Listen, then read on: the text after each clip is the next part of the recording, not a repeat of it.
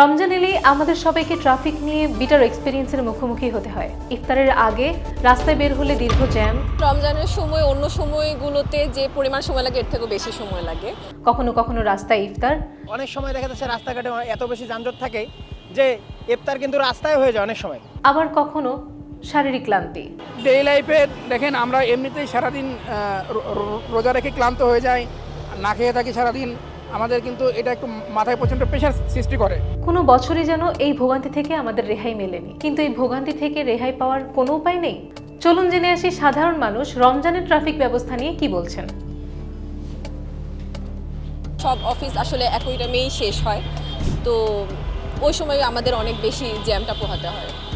আমরা যখন রমজানের সকালটা শুরু করি তখন দেখা গেলো চাপ কিছুটা কম থাকে, গাড়ি ঘোড়া একদমই কম, কিন্তু দিন যত বাড়তে থাকে ততই আমাদের গাড়ি ঘোড়ার প্রকট একদমই বেড়ে যায় এবং সবচেয়ে সমস্যা হচ্ছে জাস্ট ইফতারের আগ মুহূর্তে। এই যে মেইন রাস্তাগুলোতে দেখা যায় যে অটোরিকশার পরিমাণটা খুবই বেশি, আর রমজান মাসে তো আরও বেশি হয়। মানুষ দেখা যাচ্ছে যে মেট্রো রেলেও কিন্তু প্রচুর পরিমাণে ভিড় হয়। তখন মানুষ চিন্তা করে যে আমি অটোরিকশা দিয়ে যাই, তখন এই অটোরিকশাগুলো আর কোনো উপায় না পেয়ে মেইন রাস্তা দিয়েই চলাচল করে, যার কারণে অনেক দুর্ঘটনা হয়। এই দুর্ঘটনার কারণেও ট্রাফিক জ্যামটা বেড়ে যায়।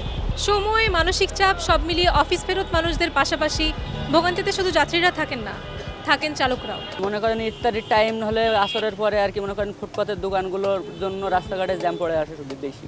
এইসব সমস্যার সমাধান কি মানুষের ভোগান্তির গল্পেই সীমাবদ্ধ থাকবে, নাকি এর পেছনে প্রশাসনের কোনো পরিকল্পনা আছে?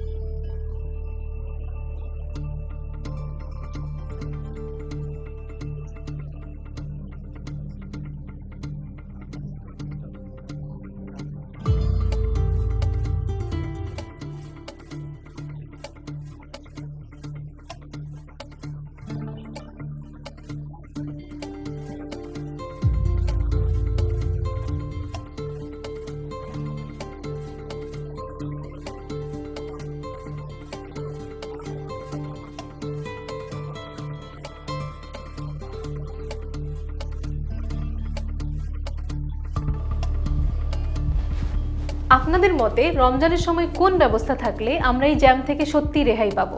জানিয়ে দিন কমেন্ট বক্সে।